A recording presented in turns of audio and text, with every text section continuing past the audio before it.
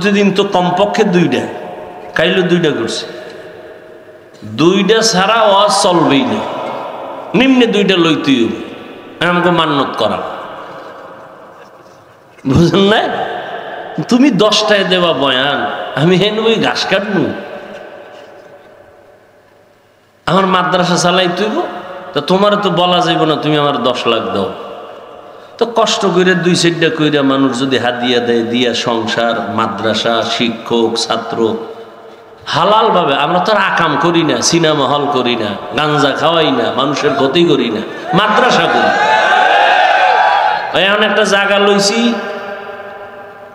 15 কোটি টাকা দাম, মাদ্রাসার সামনে বিশাল এক মাঠ। মালিক দিতে চায় না, বহু বাহানা করে, পরে 70 লক্ষ টাকা দিয়ে মোটামুটি আটকাইছি। এখন কইছি সাইনবোর্ড লাগাও, আলেম ওলামা 100 জন আইনে, এরপরে দোয়া করামু, মাঠে সাইনবোর্ড ফালাইয়া, এরপরে মানুষের কাছে কিছু চামু। রসুল চাইছেন, আমিও চামু, এটা সুন্নত। টোটাল 20 কোটি টাকার একটা প্রজেক্ট মাথায় নিয়ে ঘুরতেছি। 70 লক্ষ টাকা মোটামুটি দেওয়া হয়েছে, আল্লাহর শুকর। ও টাইম দেবে কিছু, পেরেশান, এত টাকা কই পাবো? তা আবার অন্তরের বুঝে, মাওলায় দিলে সময় লাগে। বাংলাদেশ বলে গরিব, কোন সোরে কয় গরিব? দেখছেন নি টাকা কেমনে বাইরে হয় কলা গাছের ভিতরে দিয়ে, টাকা টাকা চারিদিকে। একজন সাধারণ মানুষের টাকা বলে 184 কোটি, সাধারণ মানুষ কামাইয়া লাইছে, যেমন কামাইছে এমন আবার গেছে। হায় হায় হায় হায় ভাইরা আমার, তো বাদশাহ হারুন রশিদ ভাই রইছে সফরে, কই যাইব? তো সাথে তো উজির থাকে, উজির, বুঝেন না? বডিগার্ড না, কি এর গার্ড? হ্যাঁ, কোনো গার্ড মাঠ লাগে, আমগো না গার্ড লাগে, বডিগার্ড। এই বডিগার্ড আবার বডির মধ্যে গুলি মারে। হারুন রশিদ যাই দেখে রাস্তার পাশে এক বুড়া একটা ফলের গাছ লাগায়, খুব কষ্ট করে ঘামায় গেছে। বাদশাহ হারুন রশিদ কে, ওই বুড়া তুমি করো কি? ফল গাছ লাগাই। লাভ কি যে কষ্ট করো, ঠাডা ভাঙ্গা রোদের মধ্যে, ফল হইব কবে? বহুত দিন পর। তোমার বয়স কত? কয় মরণ্য অবস্থা। তুই কষ্ট করো কেন? আরে বুঝো না, আমার পূর্বপুরুষরা গাছ লাগাইছে, ফল আমরা খাই, আমরাও গাছ লাগায় যাবো, এরপরে যারা আসবে ওরা ফল খাবে। বুড়ার কথাটা সুন্দর না? বাদশাহ হারুন রশিদ খুশি হইয়া বুড়ার কথায় 1000 টাকা হাদিয়া দিছে। বুড়া একটা চিল্লানি দিয়া কয়, মানুষ গাছ লাগাইয়া ফল পায়, 1 বছর পর আমি নগদ পাইছি। 1 বছর পর ফল পায়, আমি কি নগদ পাইয়া লাইছি। বাদশাহ বুড়ার কথা শুই না, আবার 1000 দিছে। বুড়া চিল্লায় কয়, মানুষ বছরে ফল পায় একবার, আমি নগদ 2 বার। উজিরে কয়, টের পাইছেন নি বাদশাহ, এই বুড়ার দ্বারে থাকলে আপনার ফকির বানাইব, তাড়াতাড়ি ভাগেন। এই বুড়ায় যে বুড়া, তো বুড়াদের বড় দাম। আর এখন শিক্ষিত পোলাপান শিক্ষার মাস্তানি নিয়ে ঘুরে, বাবায় বাংলা কথা ভালো জানে না, লেখাপড়া তেমন করে নাই, শিক্ষিত সন্তান শুদ্ধ কথা কয়, এখন মূর্খ বাবার কোনো মূল্য নাই। বলে এর জিগামুখী, বাবায় বুঝে কি? বাবায় বুঝে কি কইয়া বাবারে বাদ দিয়া লাইনে লাইনে লাইনে লাইনে বেলাইন হয়ে গেছে। বন্ধু আর বান্ধব দিয়া মাইয়াও ঠিক করে ফেলছে, বাবারও জিগায় না, মায়েরও জিগায় না, নিজে বিয়ে করার জন্য চয়েস করে ফেলেছে বন্ধু দিয়া মাইয়া। মাইয়ার বাড়ি দেখতে যায়, কমপ্লিট হয়ে গেল। মেয়ের বাবা বড় আপ টু ডেট, আধুনিক শিক্ষিত। এই তোমার যে মাইয়াটা দিব রাখবা কই? কয় বাবার বাড়ি। কয় বাড়িটা তো দেখা দরকার। কয় চলো। এবার ছেলের বাড়ি আসবে মেয়ের বাবা দেখতে। মায়েরে কয়, আম্মু কিছু মেহমান আসবে, খানার আয়োজন করো। কিন্তু একবারও ছেলে কয় না আমি বিয়ার রাস্তায় যাইতেছি, মেহমান আসবে, খানা ব্যবস্থা করো। বুড়া বাবায় বুঝে না, বাবারে জিগেইব কি? মেহমান তারিখ মতো মা কষ্ট করে বুড়া মানুষ রান্না করেছে। বাবা ঘরের মধ্যে মেহমান আসছে, দুপুরের খানার আয়োজন, ধুমধামে মেহমানদারি চলতেছে। মেয়ের বাবা কানে কানে একজনের কয়, একেবারে তো খারাপ না। আওয়াজটা বাতাসে যায় বাবার কানে লাগায় দিছে। বাবার অন্তরে ধাক্কা লেগে গেছে। বাবা ঘরের ভিতরে গিয়া চোখে বালিশ চাপা দিয়া কান্না করে। বৃদ্ধ মা ডাক দিয়ে কই, স্বামী কেন তুমি কাঁদো? বলে সর্বনাশ, মেহমান রে খানা পাকাইছো। কয় হ্যাঁ। কেমন মেহমান জানুনি? কয় না, আমার ছেলে বুঝি গোপনে মাইয়া ঠিক করছে, ওই বাড়ির মেহমান খাচ্ছে। মাও চোখের পানি ছেড়ে কান্না করে, ও আল্লাহ এত কষ্ট করে ছেলেটারে বড় বানাইলাম, শখের বিবাহ করাবো, আজ আমার ছেলে আমারে জিগায় না। মেয়ের বাবা শর্ত দিছে, তোমরা সবাই আমার বাড়ি যাইবা, তবে মূর্খ বাবাটা বানিবা না।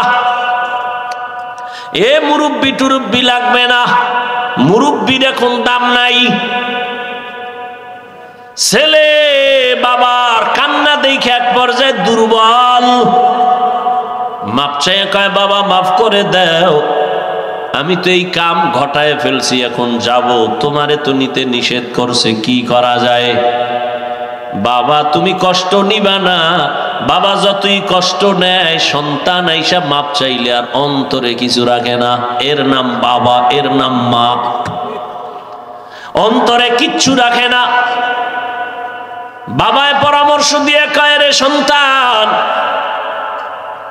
আমারে যদি না নাও দুঃখ নাই, তবে আমার মনে হয় আমারে যদি নিতি, কঠিন বিপদ থাকলো তুই উদ্ধার হইতে পারতি।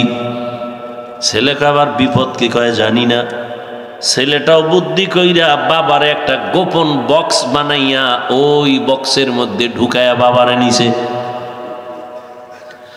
বাবারে লয়ে গেছে, কেউ জানে না এর মধ্যে কি। মেয়ের বাবার বাড়ির কেউ জানে না। বাবারে নিয়ে এক সাইডে রাখছে। তো আগের দিনের বিয়ার অনুষ্ঠান তো একটা প্যারা দিয়া মানুষের আটকায়, তুই তো সারা রাত বইয়া থাও, জব দাও, এরপরে খাও, চলতো না? এখন ওডির টাইম নেই, এখন সারা রাত খালি গান চলে, নাচ চলে, ওডির আর সময় কই। ভিডিও ক্যামেরা, আকাম সাকাম দুনিয়াতে যা আছে সব, গায়ে হলুদ, পায়ে হলুদ, সব হলুদ, এই আকাম দিয়া চলে বিয়ার অনুষ্ঠান। 5 তলা বিল্ডিং 12টার পরে কাঁপে। ইমাম সাহেব কয়, কি ভূমিকম্প শুরু হইল? ঘুম ভেঙে গেছে। গিয়া কয়, হাজি সাহেব জমিন কাঁপে কেন? কেন আপনি দাওয়াত পান নাই? আমার মাইয়ার গায়ে হলুদ চলে ছাদের উপরে। হাজি সাহেব ভিআইপি প্যাকেজের হাজি। আমি এজন্য মাঝে মাঝে বলি, কি এর পিসাবের মুরিদ, কি এর তাবলিগওয়ালা, কিসের হাজি সাহেব, এগো ইমানের পার্সেন্ট কত মাইয়া পোলার বিয়ার সময় টের পাওয়া যায়? টের পাওয়া যায়নি? হ্যাঁ, ইমানের পাওয়ার কত। উপরে গিয়ে কিচ্ছু লাগবে না, যৌতুক হারাম। ঘরের দরজা লাগায় কয়, কি দিছে? কয় এটা তো ঠিক হয় নাই। এটা দিল না কেন? এটা কি মানবতা হইল? ওইটা দিল না কেন? এটা কি মানবতা হইল? আর তলে তলে যারা যৌতুক খায়, বিয়ার আগেই কয় বিদেশ যাওয়ার ভিসা লাগবে। কি চায়? একটার ধৈর্য কই যাবি? কয় বিদেশ। ভিসা দেবে কে? হর বাড়িতে। বউ নিবি? কয় সম্ভব না। বিয়েটা করে বউ থুবি পাহারা দিবে কে? কয় ছোট ভাই। বানায় বলতেছি, একাম চলে না? চলে না। আল্লাহ হেদায়াত দান করে। যৌতুক যারা দেয়, যারা নেয়, যারা সহযোগিতা করে, সবাই ডাকাত। সবাই জালেম, সবাই চোর, সবাই ফকিন্নির বাচ্চা, সবাই ছোট লোক, সবাই ইতর, সবাই নারীর দুশ্মন, রসুলের দুশ্মন, ইসলামের দুশ্মন, দেশের দুশ্মন। এদের মতো ইতর, বেহায়া, বেলাজা আর দুনিয়ায় কেউ নাই। আরো দুই একটা শব্দ থাকলে শিখায় দে কই, দেখিনি ওগো লাজ হয়।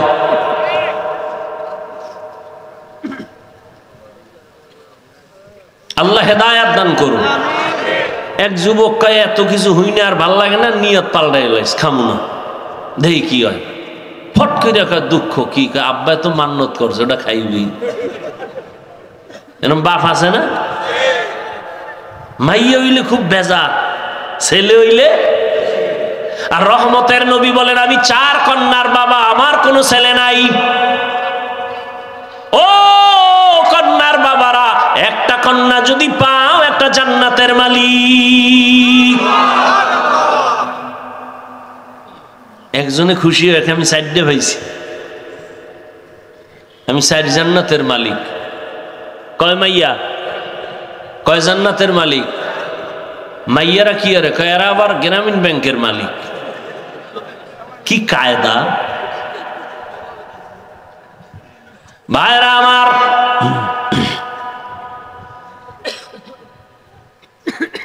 হারুন রশিদের ঘটনা দিয়ে বুঝাইতে চাই, আসল মালিকের সাথে যখন সম্পর্ক হয়ে যাবে তখন আর পুরস্কারের কোনো লিমিট থাকে না।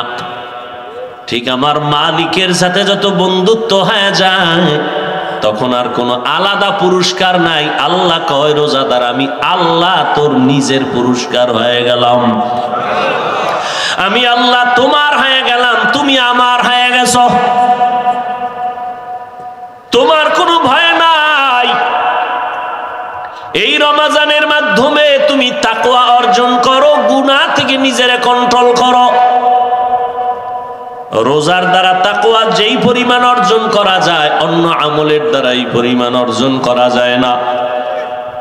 রোজার মধ্যে বড় আমল 2টা, এক হলো তারাবির নামাজ, আর এক হলো রোজা। এরে নবীর উম্মতের দল, এই মাসে আর একটা সুন্দর আমল হলো কোরআনের তেলাওয়াত। আমি আগেই বলছি, মনে থাকলে আবার বলেন, রমজানে একটা নফলের দাম কি একটাই না ফরজের সমান? একটা ফরজের দাম 70টার সমান। ও এলাকার মুসলমান যুবক বাবারা, মা বোনেরা, বৃদ্ধ বাবাজিরা, আগামী রমজান পাওয়ার গ্যারান্টি আছে। অতএব আমার অনুরোধ, এই রমজান যারা পাইছেন পাবেন, আপনারা এই সময় নষ্ট করবেন না, নফল ইবাদত ছাড়বেন না। নফল ইবাদতের মাধ্যমে দাম কি হবে জানেন? কিয়ামতের দিন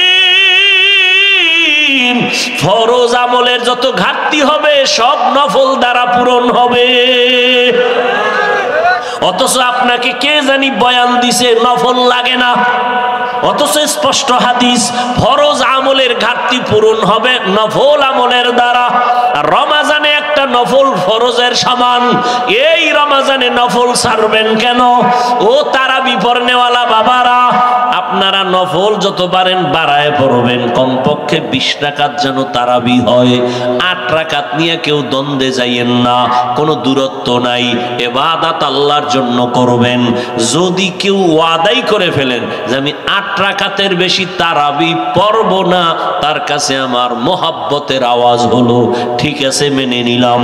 আপনি 8 রাকাতই তারাবি পড়েন, তবে বাকি 12 রাকাতও পড়েন, নফল হিসাবে পড়েন। দেখবেন এই সওয়াব আর আগামী রমজানে আপনি পাবেন কিনা গ্যারান্টি নাই। অথবা রমজান পাইছেন আপনি অসুস্থ, লাভ কি? ওই দেখেন না একদল রমজান আইলেই বিপদ, মনে হয় অসুস্থতা বেড়ে যায়।